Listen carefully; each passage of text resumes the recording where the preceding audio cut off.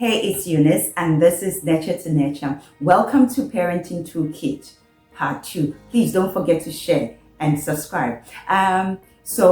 Today's topic is responsibility, giving your team responsibility.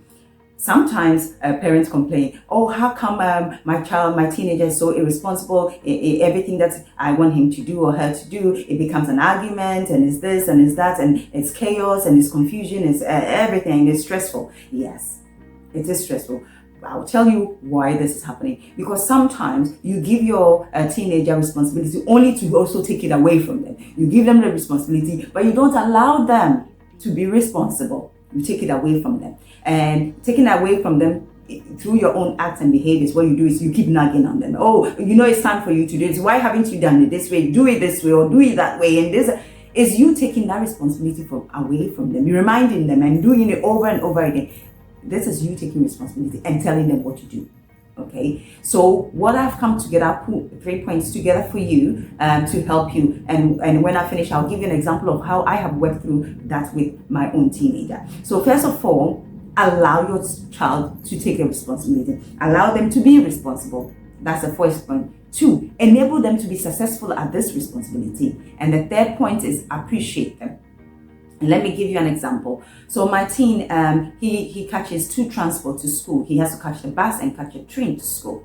Okay, so what I do is, it's your responsibility to be at school on time. It's your responsibility to wake up and catch the bus and catch the train and go to school on time. And the point is, if you miss the bus, it takes an hour and a half before the next bus comes. So that means you're definitely late for school. So it's your responsibility to get to school on time. So what did I do? I enabled him to succeed. I mean, we sat down and we talked about it and we discussed it. Okay? And I said, this is your responsibility. And he knew it was his responsibility.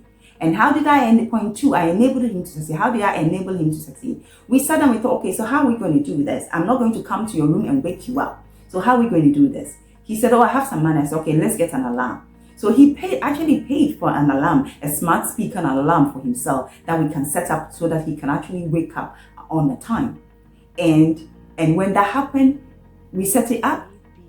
And I mean, you will always have teething problems when you start something at the beginning, but you have to be persistent and keep with it. So I didn't go and wake him up, and he knew that he had to wake up. Sometimes he lay there for quite a long time before you see him springing out of bed and getting ready. But now it has settled and everything is so smooth and nicely. And the third point is appreciate them.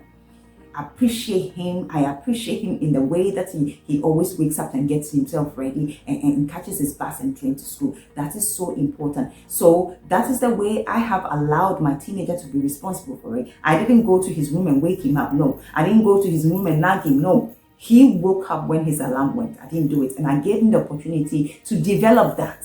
And I enabled him to do that, and I showed appreciation. So I hope that this will help you in your own situation when you're trying to give your teenager responsibility. Please allow them to take responsibility, enable them, and appreciate them. Don't go and denying them of that responsibility.